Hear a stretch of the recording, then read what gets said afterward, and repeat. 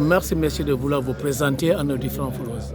Voilà, bonjour, je m'appelle Madiké Sek, je suis ingénieur des eaux et forêts, je suis le chef de projet de Manco. Manco, c'est un programme de restauration de la mangrove au Sine Saloum et en Casamance que nous réalisons avec un partenaire, l'IFARES. Ok. Manco aussi, c'est un programme qui est mis en œuvre par l'ONG Océanium, dirigé par Al Haidar et Youssef et El Ali. Un peu plus de précision, le rapport entre l'Océanium et Biforest.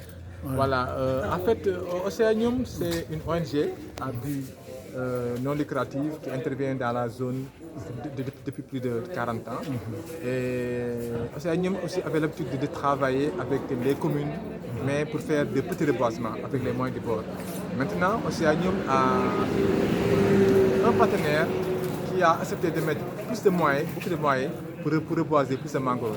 Et dans ce projet appelé Manco, nous allons restaurer 7000 hectares de mangroves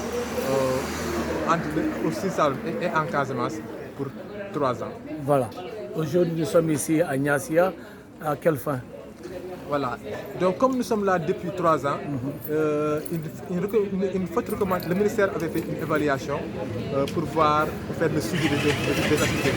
Parmi la recommandation, il a été fortement conseillé de tenir des activités d'information avec les autorités administratives.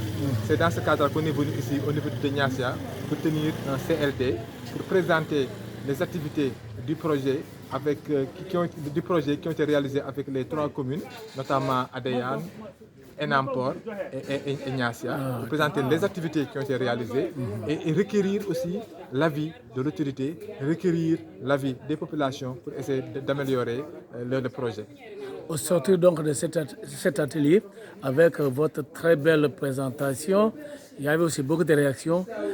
Quel bilan en tirez-vous de cette rencontre? En fait, je suis très satisfait de la rencontre d'aujourd'hui et j'ai trouvé sur place des acteurs qui connaissent bien la problématique. J'ai trouvé sur place un sous-préfet qui connaît mieux que moi la problématique de la gestion de la mangrove. À l'issue de cet atelier, j'ai eu des questions pertinentes, j'ai eu des contributions qui ont été vraiment très pertinentes et que nous allons prendre en compte dans la mise en œuvre du projet. Je regrette même de ne pas venir très tôt ici dans cette commune. Et aujourd'hui, j'ai beaucoup appris et aussi j'ai beaucoup de collaboration, j'ai beaucoup de personnes ressources avec qui je peux m'appuyer pour la mise en œuvre de ce programme. De ces interpellations, on peut retenir en grand format, on peut souligner justement en grand, celle du président du comité de gestion de l'aire marine Oufel Kassabandial, qui vient d'être portée sur les fronts baptismaux et qui se passe pour être la plus grande aire marine du Sénégal, qui demande vraiment une collaboration sincère, franche avec vous. D'abord, je salue la mise en place de cette aire marine protégée, Kassabandial, qui regroupe 7 communes et 2 départements. C'est une excellente chose. Je salue vraiment les autorités sénégalaises d'avoir mis en place cette aire marine protégée-là. Et je rappelle que ces aires marines protégées-là, peut-être, les premières aires marines protégées ont été mises en place avec le plaidoyer de Océanium. Et aujourd'hui, je suis très content de voir qu'il y a le comité de gestion qui est très engagé, qui a pris la parole, qui nous a tendu la main pour la collaboration. J'ai trouvé un conservateur qui maîtrise bien la problématique de la mangrove. Je pense que nous allons travailler avec l'aire marine protégée de Bandial, avec le comité de gestion pour avoir des résultats sur le terrain. Merci. C'est quoi alors la prochaine étape? Maintenant, la prochaine étape actuellement, c'est d'aller voir les maires. Comme nous avions signé des conventions avec les maires, cette convention va aller à terme.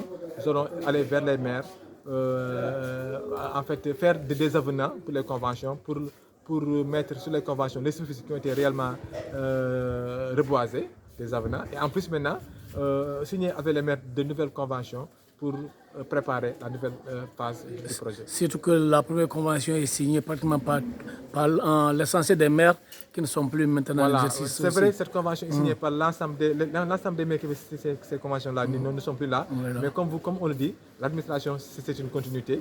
C'est juste un partage de ces conventions avec les maires et maintenant signer d'autres conventions avec la nouvelle phase du projet. Monsieur Seck, nous vous remercions. Merci beaucoup. Merci beaucoup.